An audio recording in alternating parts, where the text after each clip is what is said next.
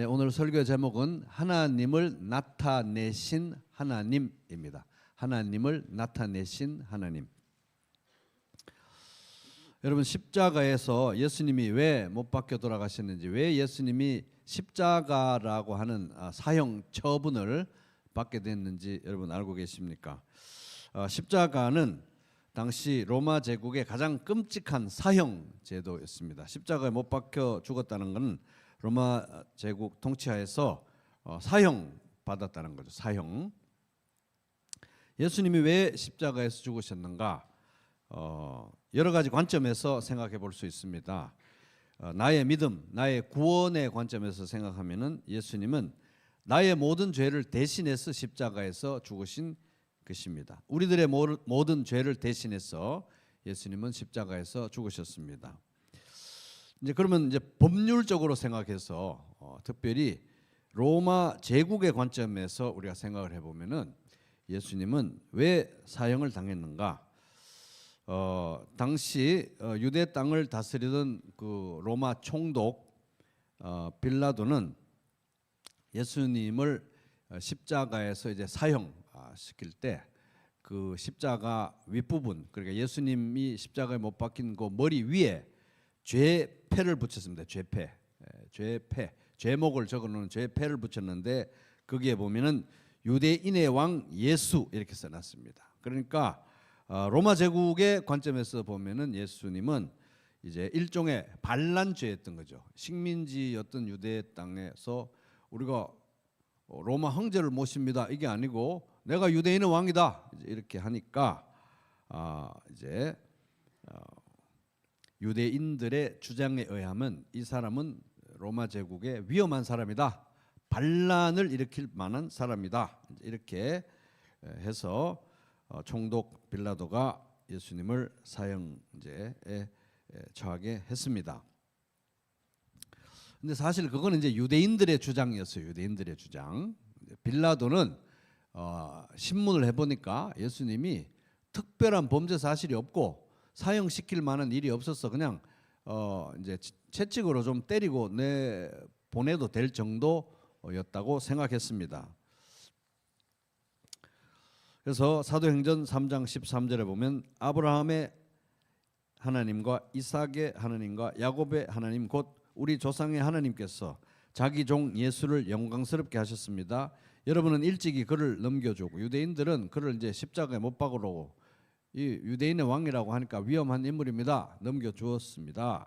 넘겨주었고 그런데 빌라도가 놓아주기를 작정하였을 때에도 여러분은 빌라도 앞에서 그것을 거부하였습니다. 사도행전 3장 13절. 이제 유대인들이 이제 사실은 밀어붙인 거죠. 유대인은 왕이라고 주장하니까 로마 제국 당신들에게도 위험한 사람입니다.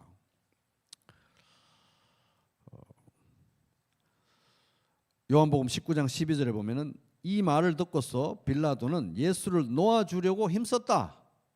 사형시킬 정도는 아니었다는 거예요. 특별히 십자가 사형. 그러나 유대 사람들은 이 사람을 놓아두면, 이 사람을 석방시키면, 놓아주면 총독님은 황제 폐하의 충신이 아닙니다. 자기를 가리켜서 왕이라고 하는 사람은 누구나 황제 폐하를 반역하는 자입니다. 이런 식으로 밀어붙인 거예요. 우리에게는 로마 황제 말고는 왕이 없습니다. 이런 식으로까지 얘기하면서 밀어붙였습니다. 그러니까 빌라도는 딱 봐도 범죄 사실 없는데 정치적으로 이 사람들 말 안 듣다가는 골치 아파지겠거든요. 그래서 사형시킨 겁니다. 유대인들은 왜 이렇게까지 했을까요? 유대인들이 왜 이렇게까지 했겠습니까? 일단 이들의 숨은 동기를 생각해 보면 복음서에 이들이 예수님에 대한 시기심이 있었다 이렇게 나옵니다. 그래서 자기들의 종교적인 기득권을 잃어버릴까 봐. 그래서 예수님이 너무 큰 반응을 불러일으키고 막 인기를 끄니까 이제 시기심이 있었다. 또 근본적으로는 이들의 교만과 죄성, 하나님에 대한 반역 그런 것이 원인이었겠죠. 그리고 이제 표면적으로 이들이 이제 예수님에 대해서 고소하고 이제 잠소했던 여러 죄목들이 있었는데 뭐 여러 가지 있습니다. 여러 가지. 근데 그 중에서 가장 치명적으로 딱 모든 유대인들이 들어도 그건 안 되겠는데 하는 치명적인 죄목이 있었다면은 그거는 신성모독이에요. 신성모독. 그래서 요한복음 5장 18절 유대인들이 이로 말미암아 더욱 예수를 죽이고자 하니 이는 안식일을 범할 뿐만 아니라 안식일을 범하는 이런 죄도 있었는데 더 치명적인 건 뭐냐면 안식일을 범할 뿐만 아니라 하나님을 자기의 친아버지라 하여 자기를 하나님과 동등으로 삼았다. 하나님과 자기가 동급이라는 거예요. 신성모독입니다. 왜냐하면 구약성경 전체가 제일 강조하고 있는 게 하나님 한 분밖에 없다는 거잖아요. 그래서 십계명의 첫 계명도 너는 나 외에는 다른 신들을 너에게 두지 말라 이거였는데 하나님과 자기를 동등으로 삼으니까 구약성경의 가르침에 정면으로 위배된다. 신성모독이다. 그럼 예수님은 어떤 식으로 자기가 하나님과 동등된 분이라고 주장했나 하는 거예요. 무슨 말을 하면서 예수님이 하신 말씀은 자기가 하나님의 아들이라는 거예요. 자기가 하나님의 아들이라고 하면서 자기가 하나님과 동등한 신성을 가진 자기도 하나님이다 이렇게 얘기하신 것입니다. 자기가 하나님의 아들이라는 거. 하나님의 아들. 따라해볼게요. 하나님의 아들. 그래서 요한복음 19장 7절에 보면은 유대인들이 대답하되 우리에게 법이 있으니 그 법대로 하면 그가 당연히 죽을 것은 신성모독이니까 당연히 죽어야 되는데 왜냐? 그가 자기를 하나님의 아들이라 함이니이다. 자기가 하나님의 아들이라고 했기 때문에 신성모독이니까 그런 식으로 밀어붙인 거예요.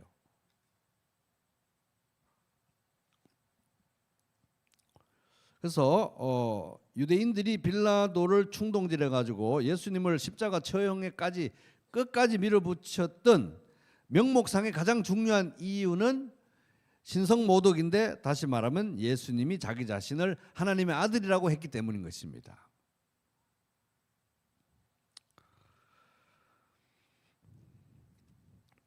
근데 이제 여기서 하나님의 아들이라는 거는 예를 들어서 우리도 다 하나님의 아들 딸들이잖아요. 그죠?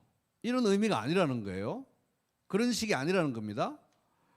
그래서 하나님의 아들은 하나님의 특별한 어떤 선지자나 하나님이 보내신 일꾼 요 정도의 의미가 아니에요. 아니면 하나님의 아들이니까 하나님이 창조한 어떤 인간보다도 높고 천사보다도 높은 B급 신 정도인가? 그것도 아니라는 거예요. 그 정도만 돼도 사형까지는 안 당했을 수도 있습니다. 예수님이 자신을 하나님의 아들이라고 하면서 의미하셨던 바는 하나님 아버지와는 구분되지만 하나님 아버지와 동등한 신성을 가지고 하나님 아버지와 한 분이신 아들 하나님, 그걸 이제 주장했던 것이. 그게 이제 예수님의 가르침이었던 거예요. 하나님의 아들이라고 할 때 예수님은 나도 하나님 아버지와는 구분되지만 하나님과 아버지와 동등한 신성을 가지신 하나님이다라는 의미였던 거예요. 신성을 주장한 것입니다. 우리하고 똑같은 모습으로 오셨는데 우리하고 똑같은 모습으로 다 살고 계신데 자기가 아버지와 동등한 신성을 가진 하나님이다. 하나님의 아들이다. 이제 이런 의미였던 것입니다.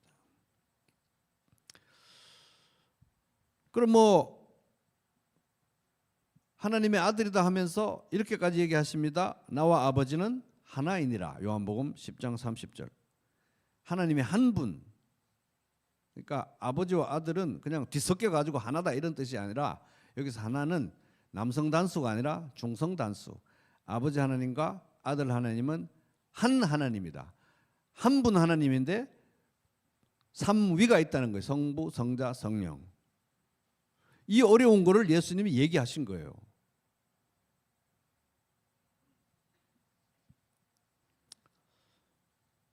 그러면 유대 지도자들은 이걸 알았을까요? 예수님이 하나님의 아들이라고 할 때 자기가 지금 예수가 신성을 주장하고 있다는 거 알았을까요? 확실하게 알았습니다.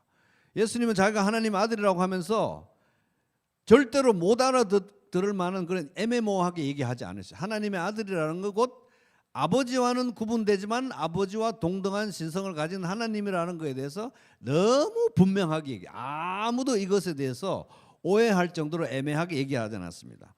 유대 지도자들도 알았습니다. 그러니까 요한복음 5장 18절 유대인들이 이로 말미암아 더욱 예수를 죽이고자 하니 이는 안식일을 범할 뿐 아니라 하나님을 자기의 친아버지다, 내가 하나님의 아들이다 하면서 자기를 하나님과 동등으로 삼으시. 그때부터 예수님을 죽이려고 했던 거예요. 왜? 하나님의 아들이다 라고 했기 때문에. 그래서 하나님의 아들이라는 건, 예수님의 하나님의 아들이라는 건 굉장한 의미를 가지는 것입니다. 그래서 아까 우리 이제 주보에도 거기 하이델베르크도 읽었듯이 왜 예수님은 독생자인가요? 하나님과 동등한 본질, 동등한 본질을 가지신, 신적 본질을 가지신 성자 하나님이기 때문에 독생자인 거예요. 우리도 하나님의 아들, 딸인데 우리는 독생자가 아니에요. 여러분은 독생자가 아닌 것입니다. 왜요? 우리는 예수님을 통해서 뭐 된 사람들? 입양된 사람들이기 때문에. 하나님이 가슴으로 성령으로 낳으신 거예요. 우리를 사랑으로 낳으신 것입니다. 우리는 독생자가, 독생자 한 명 예수님밖에 없는 거예요. 그러니까 하나님의 아들이라는 건 하나님이라는 얘기예요. 성육신 하신 하나님이라는 얘기입니다. 아버지와는 구분되나 아버지와 동등된 신성을 가지신 하나님이라는 얘기입니다.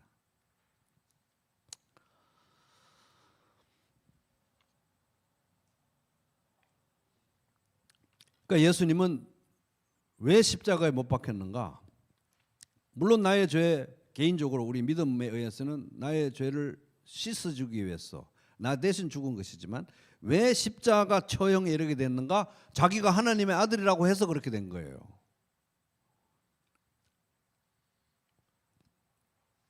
근데 신기하게도 바로 똑같은 이 이유 때문에 우리가 구원받는 것입니다. 예수님이 자기가 하나님의 아들이라고 그래서 십자가에 못 박혀 죽은 겁니다. 그런데 그것 때문에 우리가 예수 믿고 구원받는 거예요. 요한복음 20장 30절 31절 오직 이것을 기록하면, 요한복음 기록의 목적, 너희로 예수께서 그리스도이시며 하나님의 아들이심을 믿게 하려 하며 그걸 믿고 그 이름을 힘입어서 하나님의 아들이신 이분의 이름을 힘입어서 영생, 생명을 얻게 하려 합니다.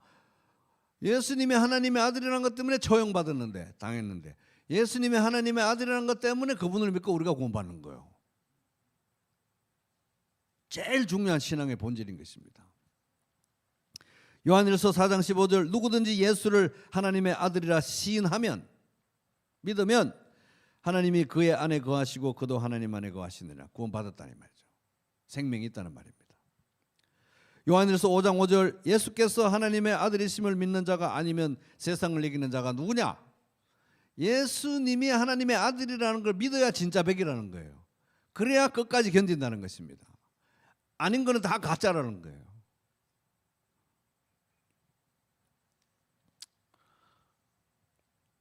그래서 우리가 하나님의 은혜로 예수를 믿으면 구원받는 이유, 우리가 하나님의 은혜로 예수를 믿으면 구원받는 이유는 예수님이 하나님의 아들이기 때문에 그래요. 예수님이 하나님의 아들이 아니면 예수 믿어도 구원 못 받는 것입니다.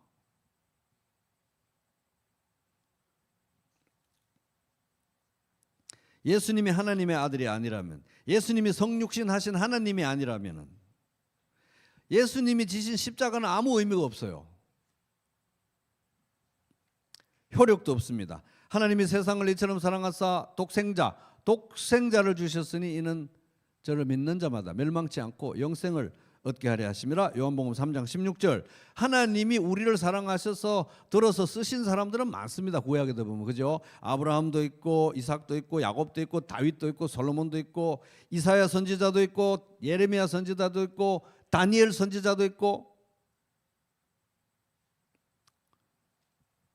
이 사람들 모두가 다 하나님이 우리를 사랑하셔서 들어서 쓰신 하나님의 종들이었습니다. 그런데 아브라함 믿는다고 구원받는 거 아니잖아요. 그죠? 오직 예수님 믿을 때만 구원받습니다.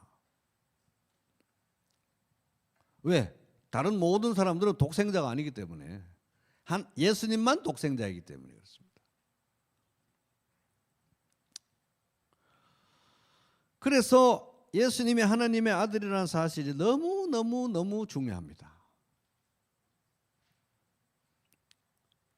바로 그 이유 때문에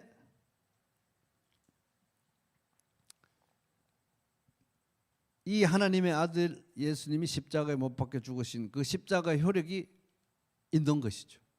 바로 그 이유 때문에 예수님은 부활하실 수 있었습니다. 예수님은 하나님 아버지께서 부활시키신 거죠. 하나님 아버지께서 부활시키신 것도 맞는데 스스로 부활하신 것이기도 해요. 왜?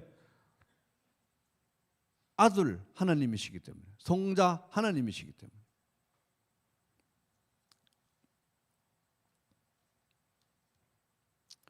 그래서 예수님이 하나님의 아들이라는 게 너무 중요해서 도대체 예수님이 하나님의 아들이라는 게 뭘 의미하느냐, 이걸 가르쳐주고 바른 신앙을 정립하기 위해서 요한복음이 써진 것입니다.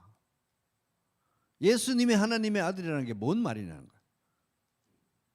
아버지와는 구분되나 아버지와 동등된 신성을 가지신 하나님이시고, 그러나 아버지와 하나이신 삼위일체 하나님이라는 거예요. 성부, 성자, 성령. 그래서 예수님이 하나님의 아들이라는 것은 그가 영원 전부터 존재하신 하나님이라는 뜻이고, 예수님이 하나님의 아들이라는 뜻은 아버지와 구분되는 아버지와 동등한 신성을 가지신 하나님이라는 뜻이고, 예수님이 하나님의 아들이라는 것은 성육신하신 하나님이라는 의미이고, 예수님이 하나님의 아들이라는 것은 특별히 요한복음 1장 14절 같이 읽습니다. 시작. 말씀이 육신이 되어 우리 가운데 거하심에 우리가 그의 영광을 보니 아버지의 독생자의 영광이요 은혜와 진리가 충만하더라. 아멘.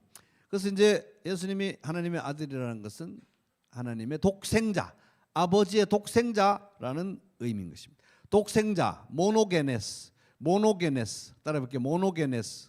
모노게네스가 독생자인데, 독생자는 하나밖에 없는 아들, 유일무이한 아들, 그 누구와도 비교할 수 없는 아들, 대체 불가능한 아들이라는 의미입니다.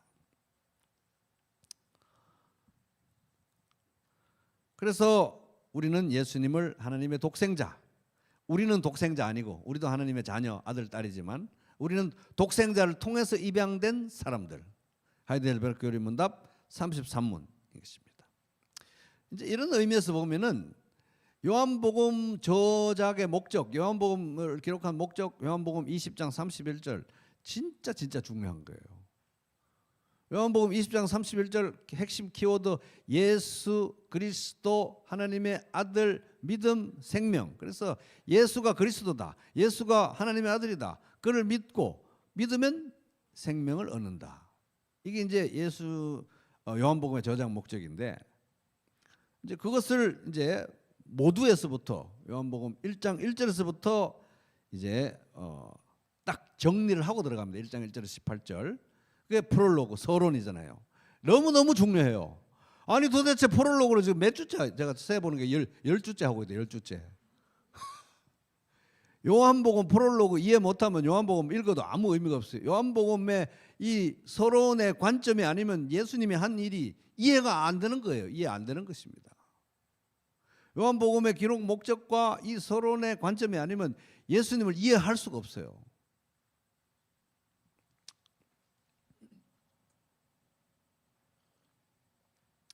그래서 요한복음 서론은 정말 꼭 암송하기 바랍니다. 암송하기, 나는 진짜 암송 체질이 아닌 것 같아요.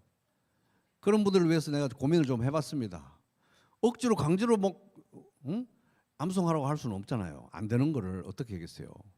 그래서 저도 고민하다 보니까, 기도하면서 고민하다 보니까 암송하는 것보다 더 좋은 방법이 생각났어요. 그래서 암송하는 것이 1차적인 목표고, 나는 암송은 아닌 것 같습니다.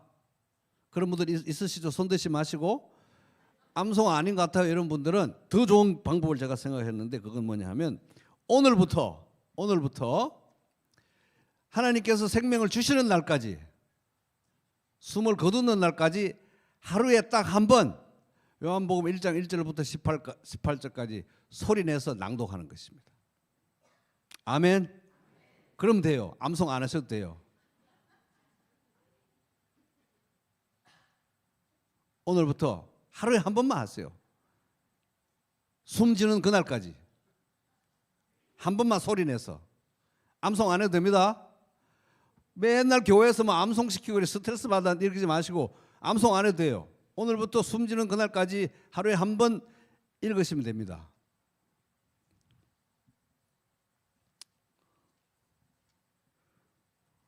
못하겠는데요? 이런 분들은 내 신앙에 정말 치명적인 문제가 있는 줄로 생각하시고 목자님한테 상담을 하시든지 저한테 상담하시든지 이제 3월 달부터 저 복음교실 새로 열리니까 들어오시기 바랍니다. 그래서 꼭 읽으시기 바랍니다. 이 프롤로그가 아니면 요한복음을 이해할 수가 없어요. 예수님이 하나님의 아들이라는 관점이 아니면 예수님이 한 말은 다 이상한 엉터리가 돼요. 다 엉터리예요.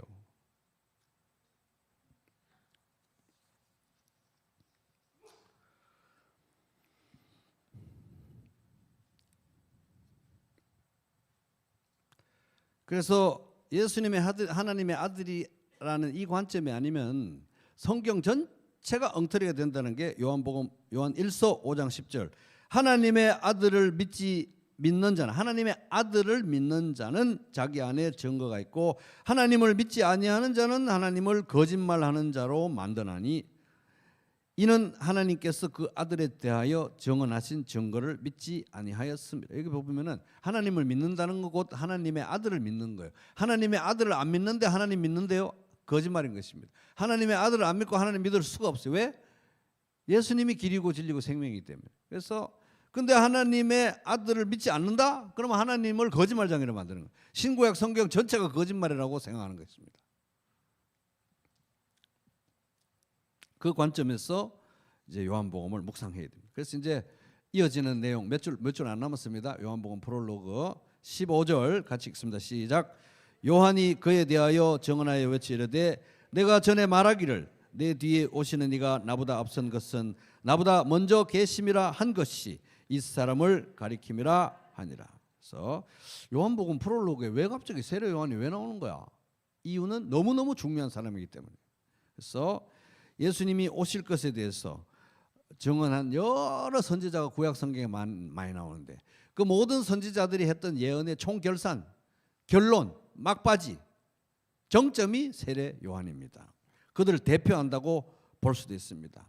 그래서 예수님 그렇게 싫어하던 유대 지도자들도 모든 예수님 싫어하던 유대인들도 세례 요한의 증거는 부정할 수가 없었어요.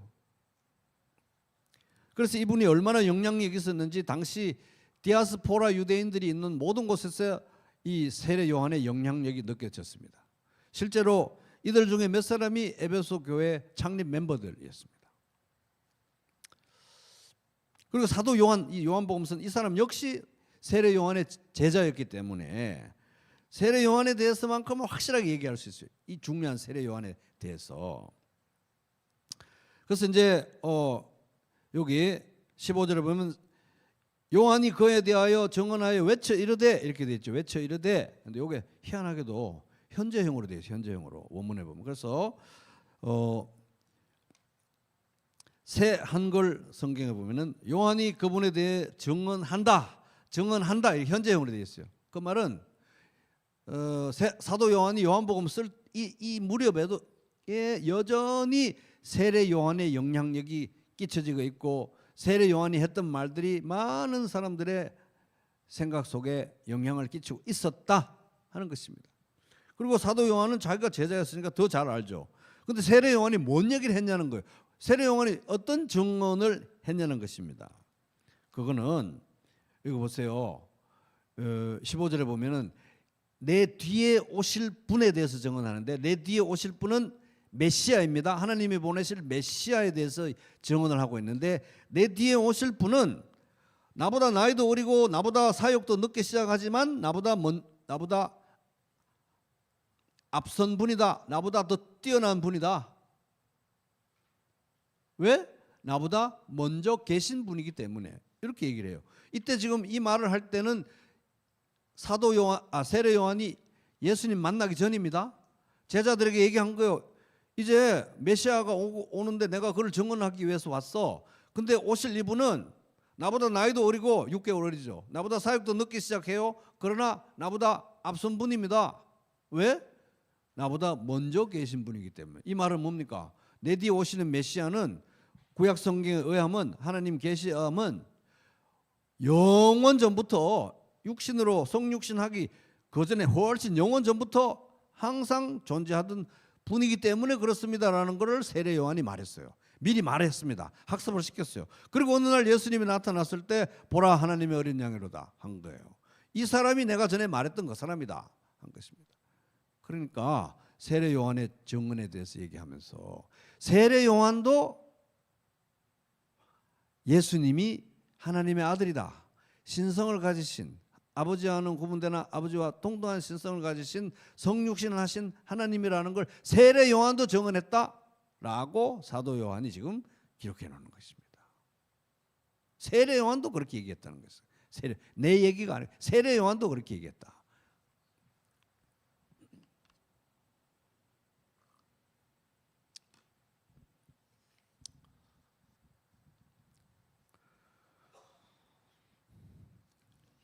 자, 16절은 이제 16절하고 17절 앞에 보면 이제 우리말은 안 보이는데 왜냐하면 있어요. 촘촘하게 연결됩니다. 16절을 왜냐하면 넣어 가지고 한번 읽어 볼게요. 시작.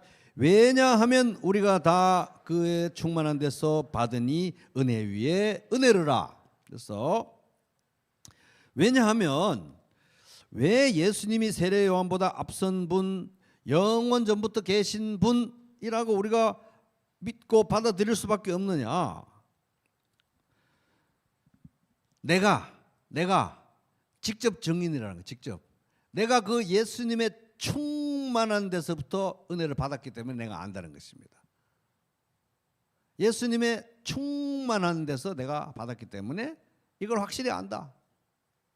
영원 전부터 계신 하나님의 아들이라는 걸 내가 안다. 충만함이라는 것은 14절 말씀이 육신이 되어 우리 가운데 거하심에 우리가 그의 영광을 보니 아버지의 독생자의 영광이요 뭐가 충만했습니까? 은혜와 진리가 충만하더라. 은혜와 진리는 우리를 구원하시기 위해서 하나님께서 언약을 주시고 우리가 맨날 배신하고 떠나가고 해도 그 언약을 한결같은 사랑으로, 변하지 않는 사랑으로, 약속을 지키는 사랑으로 끝까지 지키시는 걸 말합니다. 그게 이제 은혜와 진리로 압축될 수 있어요. 그래서 이제 여기서 특별히 은혜는 헤세드, 변하지 않는 사랑을 의미합니다. 예수님 자신이 구약 성경에서 그렇게 하나님께서 얘기하셨던 은혜와 진리의 결론이고 총화이고 실체이다, 이런 말입니다. 그런데 하나님께서 예수님을 통해서 우리에게 은혜와 진리, 은혜를 베푸실 때 뭘 남겨놓고 일부만 주셨거나 조금 주셨거나 한 게 아니라 다 주셨다는 거예요. 다. 은혜와 진리가 충만했다. 충만한 데서 받았다. 다 받았다는 것입니다. 예수님이 하나님을 보여주시기 위해서 오셨는데 다 보여주셨다는 거예요. 다.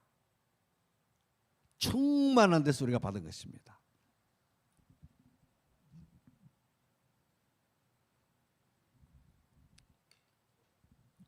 그래서 절반만 채워진 은혜가 아니라 넘치고 넘치는 은혜를 우리가 받았다라는 의미입니다. 은혜 위에 은혜 따라볼게요. 은혜 위에 은혜. 은혜 위에 은혜는 이미 받은 은혜도 족한데 또 거기다 더 넘치게 주셨다. 이미 받은 은혜도 넘치는 은혜인데, 감당할 수 없는 은혜인데 그 위에 더 켜켜이 은혜를 주셔가지고 진짜 다 주셨다라는 의미입니다. 진짜 다 주셨다. 그래서 이제 문맥상으로 볼 때 이제 17절에서 보면 알겠지만은 은혜 위에 은혜. 앞에 은혜는 어떤 은혜냐면 모세로 대변되는 은혜입니다. 모세.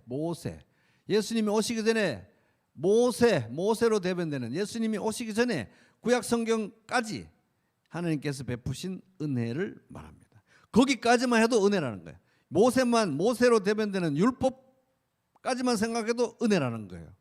근데 그것을 완성시키는 은혜를 주셨으니까 한 번 더 따라 볼게요. 은혜 위에 은혜. 은혜 위에 은혜를 우리에게 감당할 수 없을 만큼 주셨다라는 의미입니다.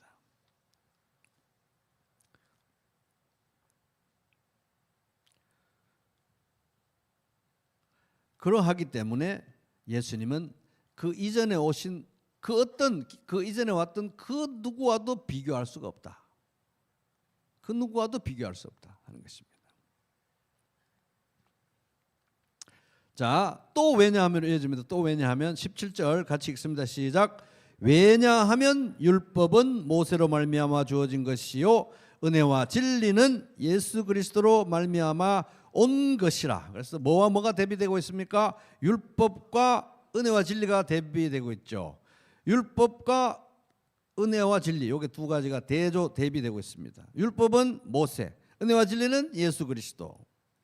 그래서 율법은 모세로 말미암아 구약 성경 전체를 가리킬 수도 있고 모세 오경을 가리킬 수도 있고 율법을 가리킬 수도 있는데, 예수님이 오시기 전에 모세로 대변되는 율법의 은혜만 해도 우리에게는 차고 넘친다. 감당할 수 없는 은혜다 하는 것입니다. 그런데 은혜와 진리가 그 위에 켜켜이 은혜 위에 은혜로 우리에게 주어졌다. 예수님을 통해서. 자, 여러분 저 한번 보세요. 손은 들지 마시고 많은 사람들이 이렇게 생각해요. 율법은 나쁜 거고 복음은 좋은 거고, 구약 성경은 나쁜 거고 신약 성경은 좋은 거고, 구약의 하나님은 화난 하나님이고 신약의 하나님은 좋으신 하나님이고, 그렇게 많이 얘기하는데 여러분 그렇게 생각 안 하죠? 그렇게 생각 안 하시죠? 그런 거 아닙니다.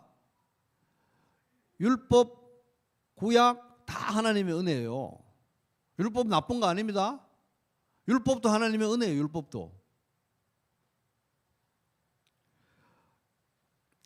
로마서 7장 12절 이로 보건대 율법은 거룩하고 계명도 거룩하고 의로우며 선하도다. 좋은 것이다. 우리 살려고, 우리 복 주시려고 주신 거예요. 율법도. 그런데 뭐가 문제입니까? 율법이 문제입니까? 내가 문제입니까? 내가 문제죠. 그래서 문제인 거예요. 그래서 로마서 7장 14절 우리가 율법은 신령한 줄 알거니와 나는 육신에 속하여 죄 아래 팔렸도다. 지금부터 여러분 코끼리는 절대 생각하지 마세요. 코끼리 지금 생각하지 마세요. 이러면 코끼리를 생각하게 되는 게 우리가 이런 죄성이라는 게 예를 들어서. 그래서 율법이 문제가 아니라 죄성이 문제다. 왜냐하면 율법은 하나님께서 우리에게 복 주시기 위해서, 행복한 삶을 위해서 살라고 주신 것입니다. 신명기 6장 22절 여호와께서 우리에게 이 모든 규례를 지키라 명령하셨으니 이는 우리가 우리 하나님 여호와를 경외하며 항상 복을 누리게 하기 위함이며 또 여호와께서 우리를 오늘과 같이 살게 하려 하심이라. 살라고 주신 거예요. 근데 우리가 악하고 죄성에 찌들어 있기 때문에 오히려 율법이 우리의 족쇄가 돼서 족쇄. 근데 합력해서 선을 이루시는 하나님께서 그걸 통해서 우리가 우리 자신의 죄성을 진단하고 하나님의 은혜를 갈구하게 할 수밖에 없습니다. 예수 그리스도를 원하게 될 수밖에 없어요. 그래서 율법의 정죄 아래 놓인 우리를 살리시기 위해서 예수님을 보내시고 예수님을 통해서 은혜와 진리를 완성시키셨다. 충만한 데서 주셨다는 것입니다. 자, 여러분 이제 문제. 자, 17절 보세요. 17절. 모세와 예수 그리스도가 대비되고 있죠. 율법과 은혜가 대조되고 있습니다. 근데 주어지는 방식이 좀 달라요. 잘 보세요. 거기 본문을 17절을. 자세히 보면은 앞에는 어떻게 주어지고 뒤에는 어떻게 주어지고 좀 다르죠. 지금 봐봐요. 그죠? 17절. 왜냐하면 율법은 모세로 말미암아 어떻게 된 것입니까? 주어진 거예요. 주어진 거 맞죠? 근데 은혜와 진리는 예수 그리스도로 말미암아 어떻게 된 겁니까? 온 것이에요. 이게 참 진짜 신기하다는 것입니다. 은혜와 진리, 예수 그리스도를 통해서 우리에게 주신 은혜는 옛다 은혜 여기 있다 은혜 받으라 옛다 여기 있다 이렇게 주어진 게 아니라는 것입니다. 은혜 자체이신 예수님을 우리에게 주신 거예요.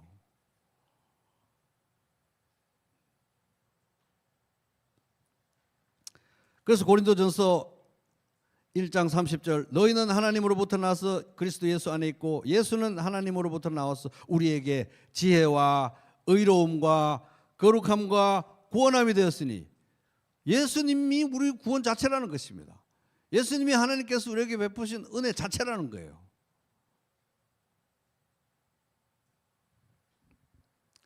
그래서 하나님은 은혜를 뭐 따로 이렇게 뭘 준 게 아니라 예수님 자신을 우리에게 주신 거예요. 예수님 자신을. 그래서 존 파이프 목사님 같은 분은 이렇게 얘기했습니다. 하나님이 복음이다. 하나님 자신이 복음이다. 하나님이 복음이다 이렇게 말했습니다. 좀 더 우리가 정확하게 풀어서 말하면은 예수 그리스도가 바로 복음의 실체다 하는 것이다. 따라볼게요. 예수 그리스도가 복음의 실체다. 예수 그리스도가 복음의 실체다. 예수님이 복음이라고 말할 수 있어요. 예수님 자신이 복음인 것입니다.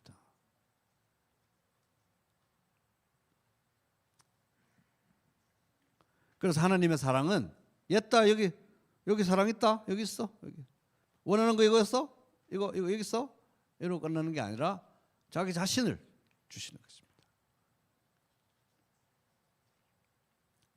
근데 여기 보면 이제 굉장히 우리가 하나님의 사랑을 배워갈 때 큰 시사점이 있습니다. 근데 알고 보면 있잖아요. 받아도 기분 나쁘지 않은 사랑은 자기 자신을 주는 사랑일 때 기분이 안 나빠요. 뭐 자기가 대단한 것 여기 있어 여기 가져가 필요한 거 이거 했어? 필요한 거 갖다 써. 근데 자기 자신은 나하고 관계를 맺으려서 하지 않아요. 그럼 그건 받아도 기분이 안 좋아 사실은. 근데 예수님은 옛다 구원이다 옛다 은혜다 옛다 의다 이렇게 한 게 아니라 자기 자신이 우리에게 그 자체가 되어 주셨습니다.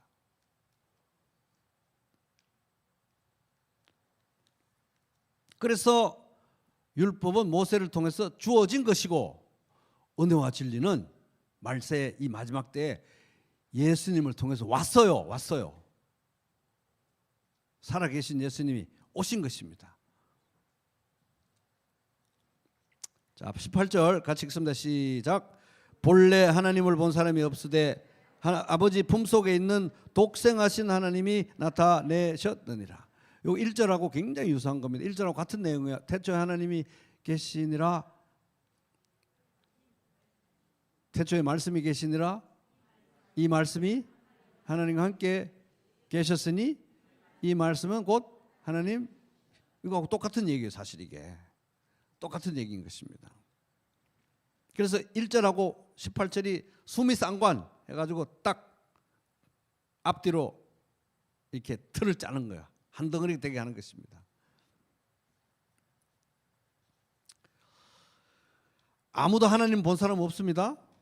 근데 하나님의 로고스 하나님의 말씀 그 자체이신 예수님이 보여주셨다 하는 거예요. 하나님을 나타내는 게 바로 하나님의 말씀의 역할이고 하나님을 나타내신 분이 바로 로고스이신 예수님이다. 그래서 하나님을 나타내는 게 바로 로고스가 하는 일이구나. 예수님이 왜 하나님의 로고스인지가 요한복음에 계속 나오는 거예요. 하나님을 본 사람 없습니다. 구약 성경에 뭐 그래도 뭐 누구는 하나님을 대면해서 받고 어쩌고저쩌고 하나님의 형상을 받고 이런 얘기하는 그건 다 부분적이고 일시적인 것들이었어요. 임시적인, 부분적인. 진짜 하나님 본 사람 없어요. 근데 우리는 하나님 봤습니다. 누구 안에서? 예수 그리스도 안에서. 예수님 안에서 우리가 충만하게 하나님이 예수님 안에서 자신을 충만하게 완전히 보여주신 거예요. 다 보여주신 거예요.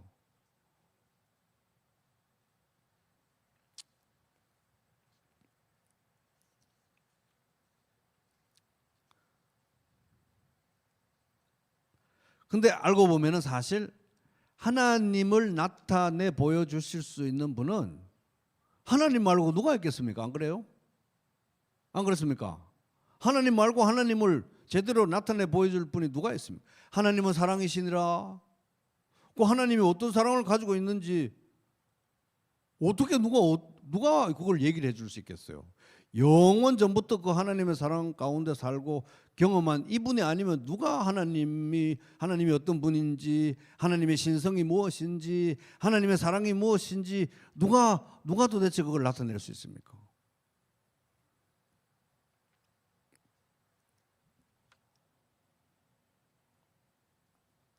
여기 독생하신 하나님이라는 말은 독생자라는 단어가 똑같이 써졌습니다. 14절하고 똑같아요. 근데 여러분 성경에 보면은 18절 그 독생하신 거기에 놓고 거기 밑에 나나주가 있죠.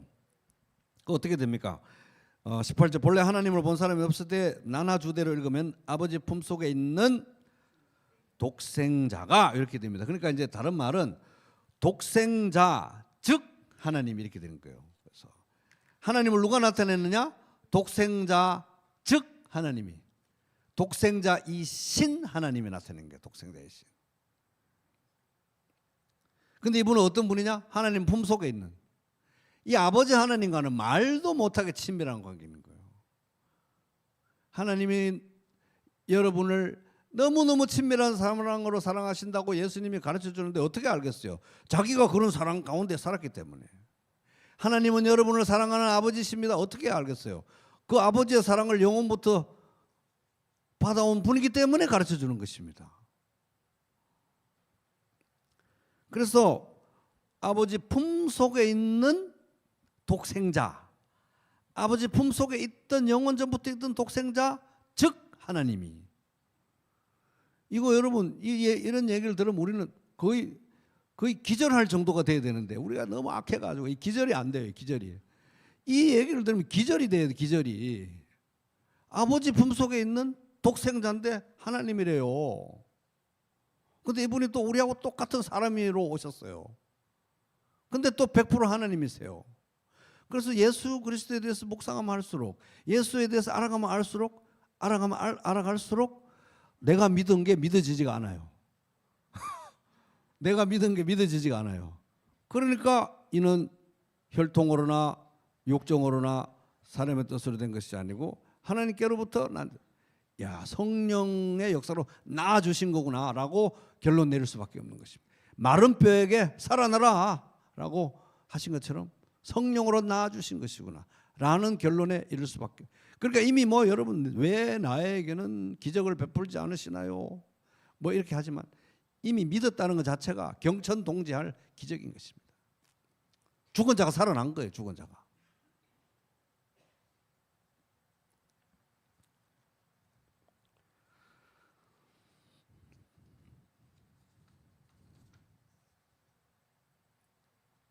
그래서 이제 여러분 연초에 우리 필사하고 나서 받은 책 중에 선하신 하나님이라는 책 있죠. 다른 책들도 좋은데 이 책 참 좋습니다. 그래서 상품으로 못 받으신 분들은 내돈내산으로 꼭 보시기 바랍니다. 삼위일체를 이렇게 쉽게 재밌게 설명한 책이 드뭅니다. 근데 거기 보면 이런 얘기 나옵니다.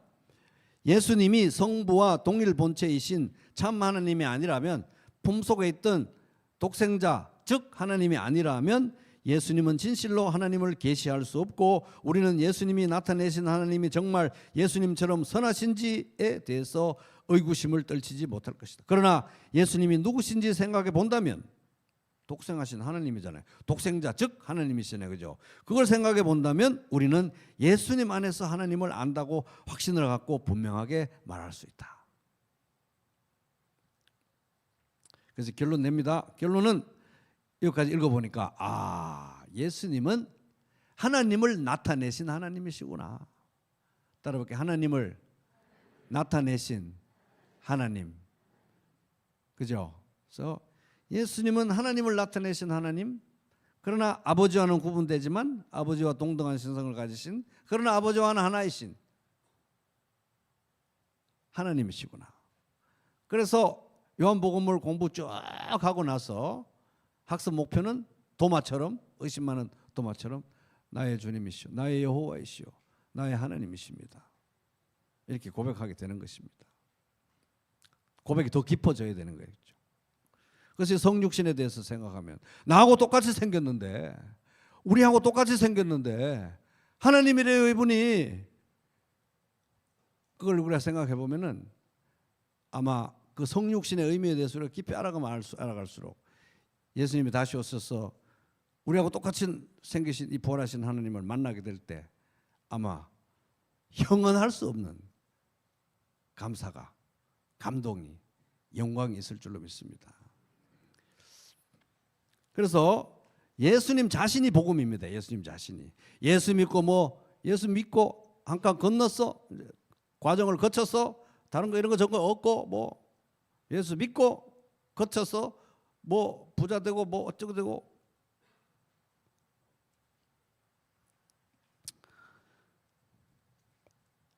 그런 게 아니라는 거예요. 그래서 예수님이 하나님의 아들이라는 사실은 너무 중요하고, 예수님 자신이 우리의 복음이다. 예수님이 하나님의 아들이라는 사실 때문에 예수님은 십자가에 못 박혀 죽으셨고, 예수님이 하나님의 아들이시기 때문에 그분의 십자가가 우리를 구원하시는 것이고, 예수님이 하나님의 아들이라는 것을 믿기 때문에 우리가 생명을 누리는 것이고, 예수님이 하나님의 아들이라는 사실에서 삐끗하기 때문에 온갖 이단 사설과 사이비들이 나오는 것이고, 예수님이 하나님의 아들이라는 사실에서 삐끗하기 때문에 우리의 신앙에 힘이 없는 것입니다. 예수님이 하나님의 아들이라는 것을 벗어나기 때문에 모든 교회들의 문제가 생기고, 모든 신앙의 문제가 생기고, 모든 삶의 문제가 생깁니다. 예수님이 하나님의 아들이라는 사실 너무 중요합니다. 예수님이 하나님의 아들이시기 때문에 우리는 머리를 붙들어야 돼요. 머리이신 예수님을 붙들어야 되는 거예요. 머리를 붙들지 않는 순간 모든 것에서 빗나간다고 골로새서 2장 18절 19절 얘기하고 있습니다. 그래서 예수를 믿는다는 것은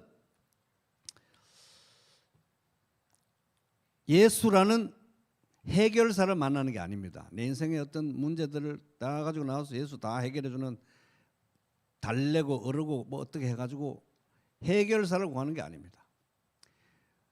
예수 믿는다는 것은 이런 선물 주고 저런 선물 주는 산타클로스 만나는 게 아니에요. 물론 우리의 모든 문제들에 대해서 예수님은 너무너무 관심이 많으십니다. 그러니까 너희는 모든 일에 염려하지 말고, 어떤 일 가운데서 염려하지 말고, 그 모든 일 가운데서 믿음과 감사 가운데 하나님께 다 기도하라고. 그때 그리스도의 평강이 너희 마음을 지킬 거라고 말씀하잖아요. 그죠? 근데 예수 믿는다는 것은 산타클로스 만나는 것도 아니고 인생 해결사 만나는 것도 아닙니다. 예수님은 그러나 우리 삶의 문제 굉장히 중요하게 생각합니다. 그러면 예수 믿는다는 건 뭡니까? 우리 삶의 주인, 내 삶의 주인, 내 인생의 주인, 내 운명의 주인, 내 모든 문제들에 대한 답을 가지고 계신 하나님의 아들, 나의 주, 나의 하나님, 나의 여호와신 예수님에게 붙들리는 걸 말하는 거예요. 붙들리는 거. 내가 이분을 해결사로 고용하는 것이 아니고 산타클로스로 내가 이분을 습득하는 것이 아니고 나의 인생의 주인이신 이분의 소유가 되는 것입니다. 내가 그분에게 붙들리고 내가 그분의 소유가 되는 것이죠. 소유. 아멘. 그래서 이 하이델베르크 교회의 문답을 쓴 우르시누스가 이게 제일 큰 행복이구나. 살아서나 죽어서나 당신의 유일한 위로가 뭡니까? 살아서나 죽어서나 나는 내 것이 아니고 예수를 해결사로 고용한 내가 어쩌고저쩌고 하는 게 아니고 나는 내 것이 아니고 몸도 영혼도 나의 신실한 구주 예수 그리스도의 소유입니다. 것입니다. 그래서 여러분 요한복음 계속해서 공부하시면서 신앙의 패러다임 자체가 꼭 바뀌게 되기를 주님의 이름으로 축복합니다.